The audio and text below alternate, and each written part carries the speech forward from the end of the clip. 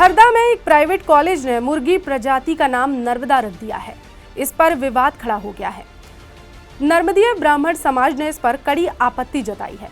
समाज के अध्यक्ष अशोक पाराशर के नेतृत्व में लोगों ने कलेक्ट्रेट पहुंचकर संयुक्त कलेक्टर संजीव कुमार नागू को ज्ञापन सौंपा है। उन्होंने कहा कि मां नर्मदा सिर्फ एक नदी नहीं बल्कि क्षेत्र के लोगों की आराध्य देवी है। नर्मदीय ब्राह्मण समाज के लोग खुद को मां नर्मदा का मानस पुत्र मानते हैं। और मेरे साथ समस्त समाज, गुर्जर समाज, जाट समाज, बिश्नोई समाज और हमारे अधिवक्तागण उपस्थित है। और विषय था कि एक पोल्ट्री फार्म के विज्ञापन में मुर्गे और मुर्गियों की प्रजातियों पर मां नर्मदा का नाम अंकित किया है। हम सब मां नर्मदा के मानस पुत्र हैं। मां नर्मदा एक नदी नहीं, पुण्य सलीला मां है, प्रातः स्मरणीय, हमारी आराध्य है।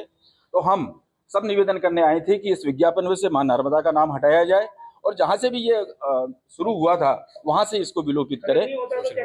यदि मान लीजिए विलोपित नहीं होता है तो हम सब नांदी ब्राह्मण समाज के और सभी नर्मदा भक्त एक साथ जुट होकर हमसे जो आवश्यक कार्रवाई बनेगी हम उसको करने में सक्षम रहेंगे और समय समय पर सूचित कर देंगे। लेकिन ये शायद जन आंदोलन का भी विषय बन सकता है।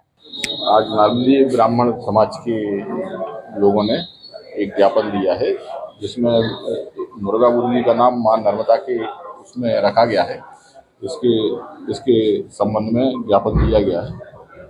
इसका नाम विलोपित करने के लिए कार्रवाई के लिए ज्ञापन दिया गया है। इस संबंध में आवश्यक कार्रवाई की जाएगी जो कुछ भी। आइए अब आपको बताते हैं कि विज्ञापन में ऐसा क्या है जिसकी वजह से ये विवाद हो रहा है। दरअसल कॉलेज संचालक ने मुर्गा मुर्गी विक्रय के लिए विज्ञापन जारी किया था। इसमें मुर्गी की प्रजाति का नाम नर्मदा और सोनाली रखा गया है।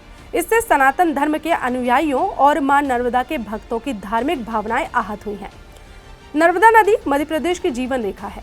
प्रदेश भर के लोग नर्मदा नदी की पूजा करते हैं और ये लाखों लोगों की आस्था का केंद्र है।